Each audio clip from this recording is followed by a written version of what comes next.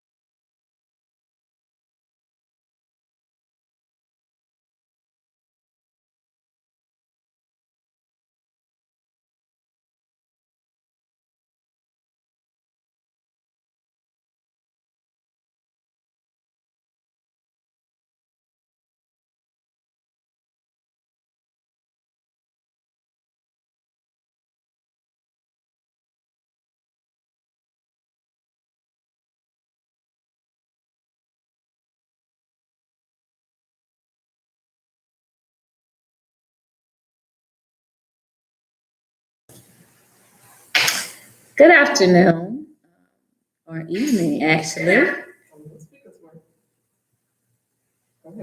Welcome to the Housing Authority of the City of Fort Myers Landlord webinar.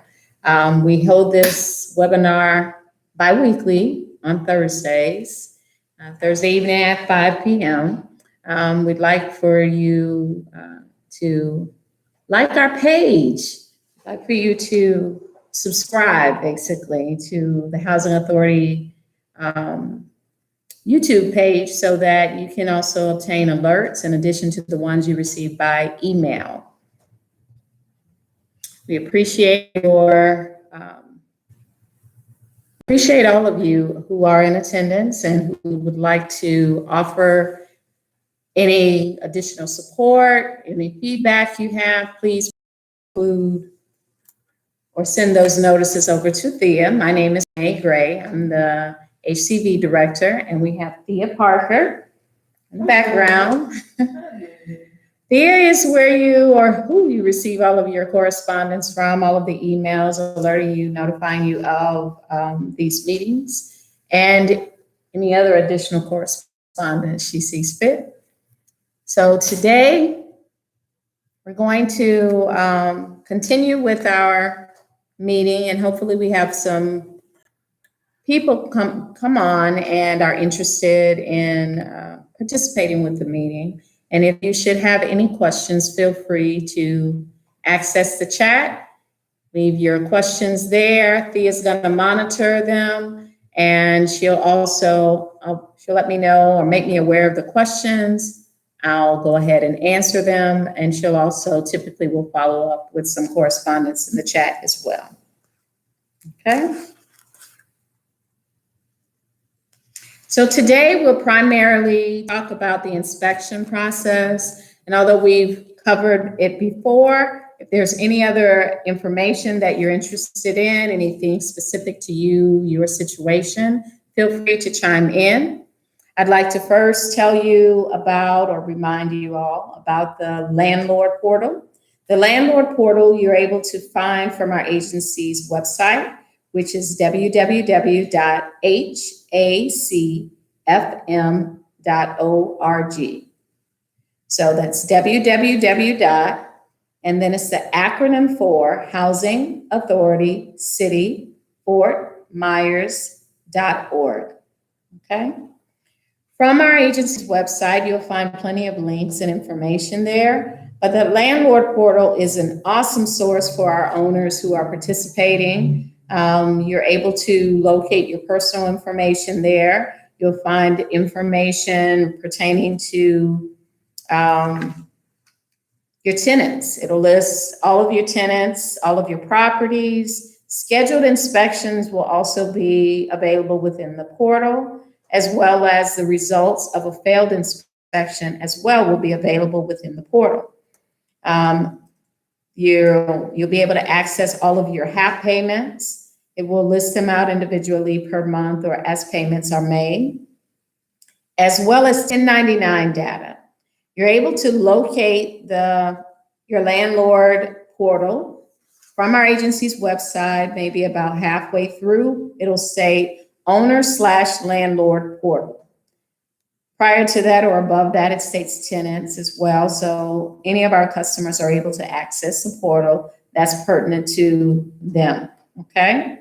If you have not registered so far, you're able to log on and create, you're able to access the portal, create an access. You're gonna register, establish a password, and whenever you're establishing or registering an account, you will have to make sure that you're assigning the same name and tax ID as you previously provided to us. If that information does not match, you will not be able to access your actual account. And if you find that you're having any difficulty with registering, please feel free to contact us at hcvp@hacfm.org, okay? And we will be sure to contact you back and assist you in any way possible with being able to access your account. I think the vast majority of the issues we were having have been resolved because we haven't had much of any complaint about the portal. So I think everyone's finding success with that and just pretty much slowing down and reading the screen. So just make sure the same name that you've provided to us, the same way we make payment, will be the same name that you access the account with. In addition, if you are a company, a real estate company, an apartment community, you can assign multiple users. So feel free, if there's like a manager and an assistant manager or two separate agents within your company that you'd like to register, then that is possible, okay? So that 1099 has been the hot ticket item that most people are making contact regarding. So please feel free to access your records there. If by some reason, or for some reason you're unable to access, please feel free to contact us and we can simply forward you the 1099 on your behalf. Okay? Any questions, nobody? Okay. So as stated previously, tonight I wanted to discuss the inspection process. It's pretty general and I won't spend a whole lot of time on it. I prefer the question and answer session if at all possible. But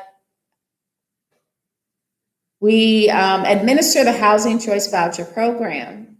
And that program is a federally funded program, and it's out there or in effect to assist our customers who are of low income. So our voucher holders are pretty much able to locate housing anywhere within our jurisdiction, which happens to be Lee County.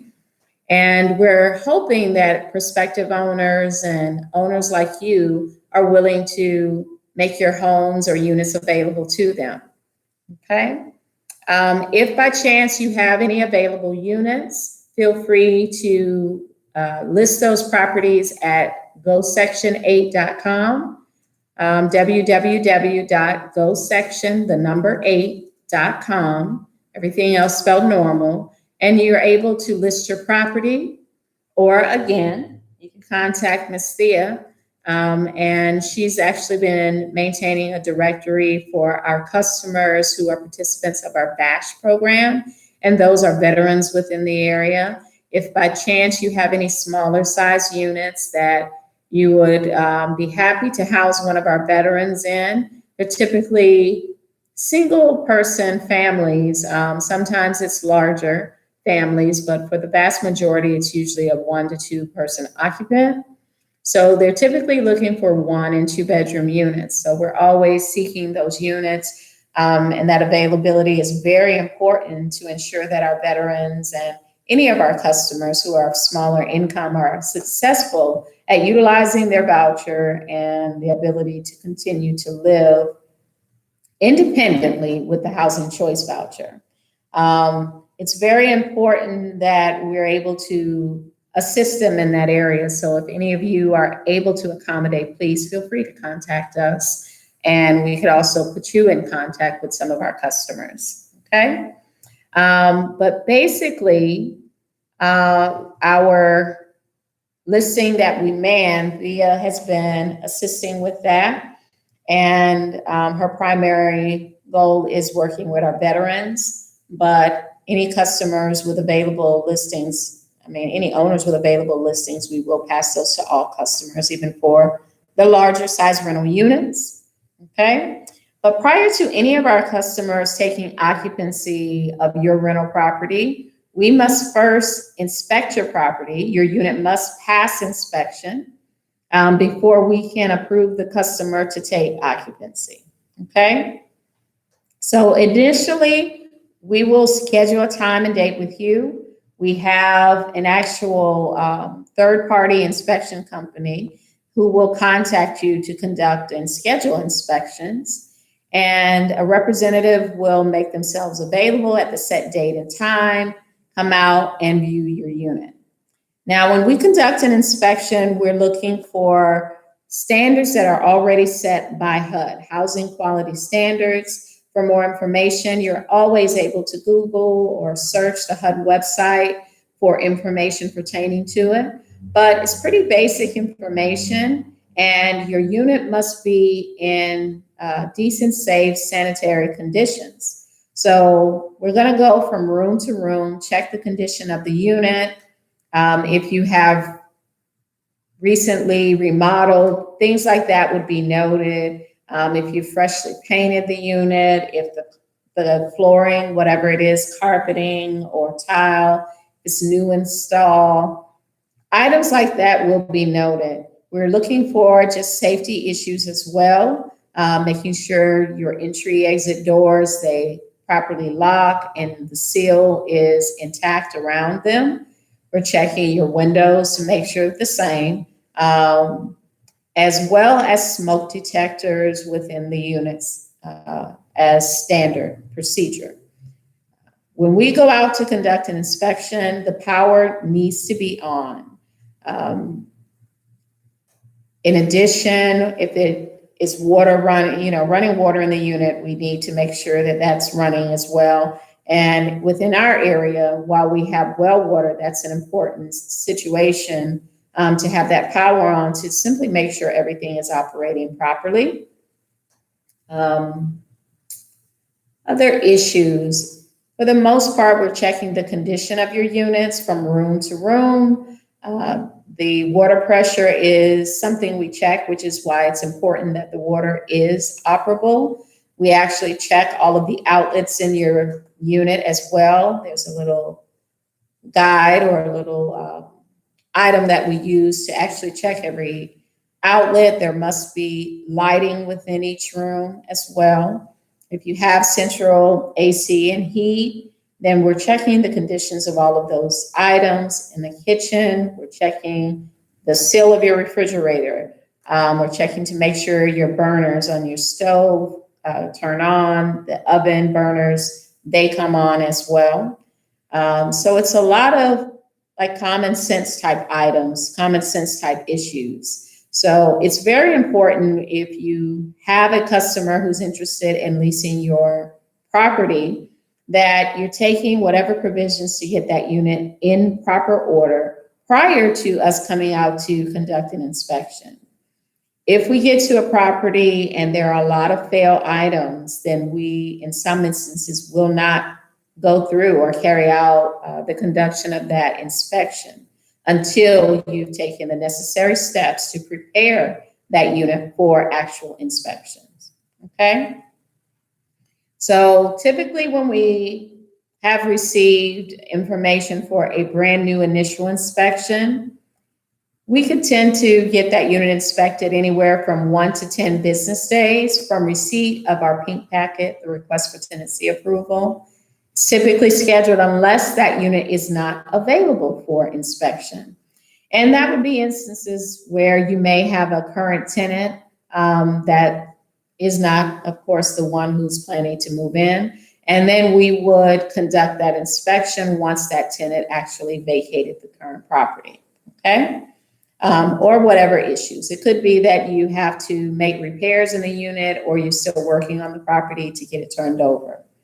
Whatever the issue is, we will be more than happy to schedule that inspection at the most recent available time and date that you'll have that unit available for the actual inspection. After an inspection has been conducted, then it comes back to us here in our main office. We would receive it the very next business day. And at that given time, we'll know whether it has passed or failed inspection. And we then go through the rent approval process and make contact with you as the owner, because we're hoping to urgently get your unit filled and urgently get our customer housed within your property, okay? So it's not the type of thing that we put a lot of time within, but sometimes we have to definitely wait for that past inspection and that rent approval process to play out. And that comes back to your personal declaration that we pass out to you, the pink packet that you complete. Please be as thorough in there with your appliances and information pertaining to your unit as much as possible. Please don't just assume if a customer leased that property prior that we would just know the information. It's always good to update records, and you may make adjustments to the property. Maybe previously there were appliances available that you no longer have available or make available for the rental unit. So just please be complete when you are filling out that paperwork so that we will have all of the up-to-date information for you, okay?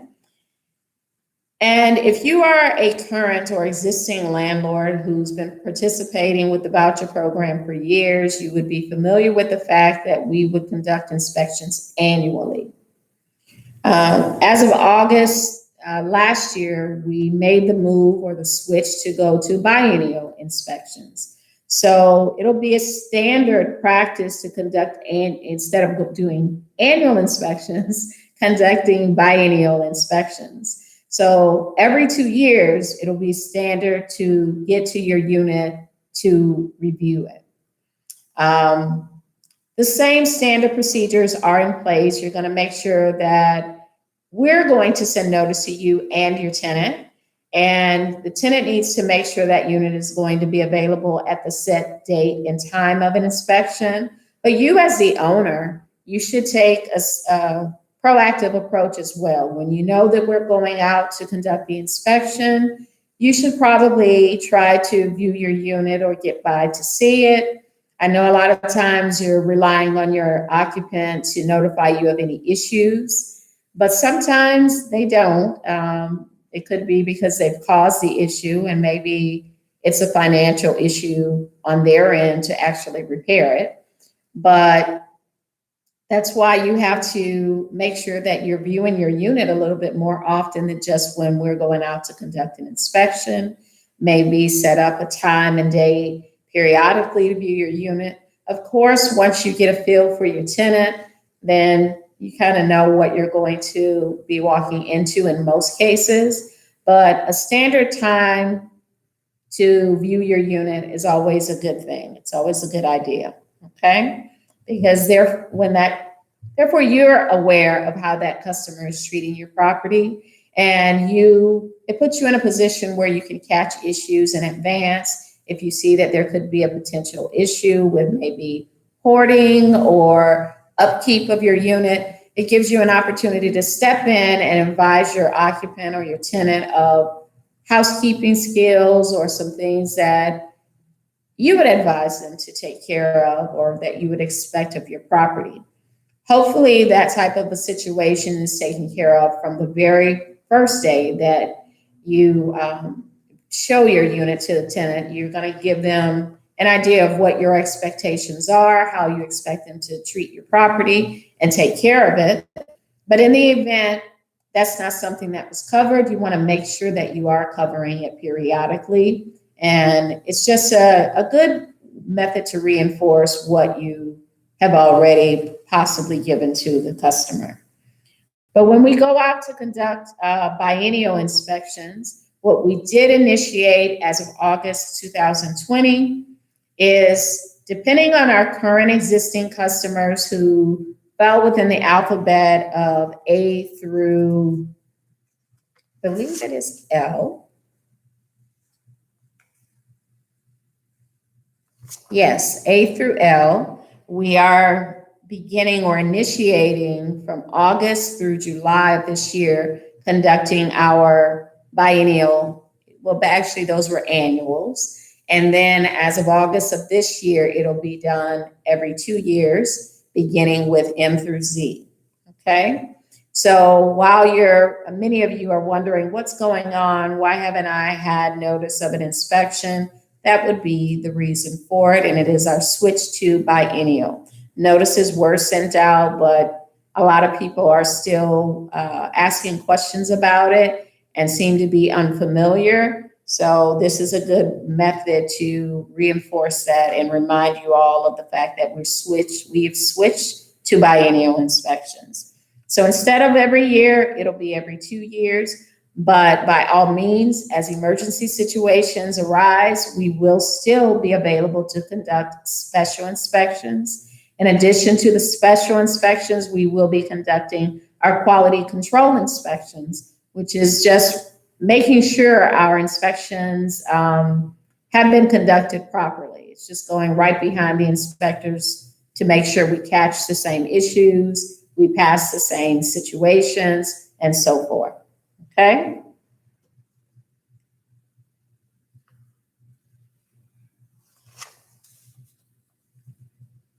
So for special inspections, those would be conducted if you actually have an issue outside of that annual. It could be maybe the customer is requesting it. It could be you as the owner that's requesting a special inspection. Typically, when a customer is requesting that type of an inspection, it's because of lingering issues with the property, like something hasn't been repaired, issues have gone ignored. And we're hoping to prevent that just by a little bit more of communication with our owners and our customers, because we do recognize sometimes the issue or lack of reporting is on the basis of the tenant. So we too, on this end, when we're meeting with them, we're reinforcing the issue, putting in that emphasis for them to contact you immediately when there are issues that arise in the unit. When it comes to you as an owner, if you feel like your tenant is not taking care of the property in the fashion that you would expect, or if there's excessive damage or situations caused by the tenant, we can actually go out to conduct a special inspection. And then depending on which items fail, whether it's tenant damage or owner damage, it will be noted on the inspection report. And it's up to you as the owner to enforce the obligation for your tenant to meet that financial obligation for the debt or damage that they've created. So you want to make sure you're following through with your notices as you properly should, citing them for issues. And then if they're not resolving the issues and you'd like us to get involved to conduct a special, by all means, we're here. Many instances, we get it. You'll cite the customer and maybe just simply not renew tenancy or whatever the situation is. But we want you to know that we are here in those instances. And if it is a situation that can be rectified, and if a special inspection will assist you in that area, then we're more than willing to do so.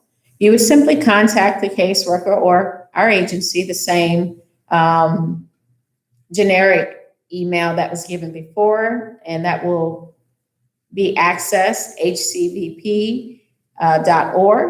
And I'm sorry, at hacfm.org, hcvp@hacfm.org, for any issues. Especially if you don't remember the caseworker contact immediately, then feel free to contact or communicate with us at that generic email, and we will receive it and submit it to the proper staff for you.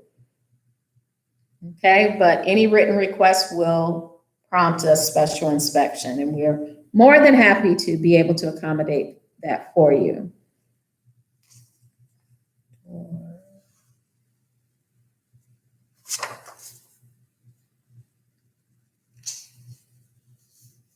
In some instances, when we conduct an inspection, there are emergency repair items. And when there's an emergency repair item, those instances will take a short period of time, or you will be given a deadline of a small window, 24 to 48 hours to make a repair.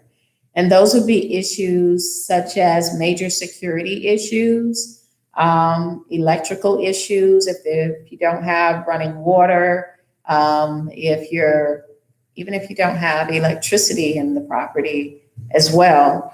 But in some instances, even if it's something as you have running water, but the hot water heater has maybe stopped working or whatever the issue, there are items that could warrant an emergency repair. That would be a 24 to 48 hour turnaround.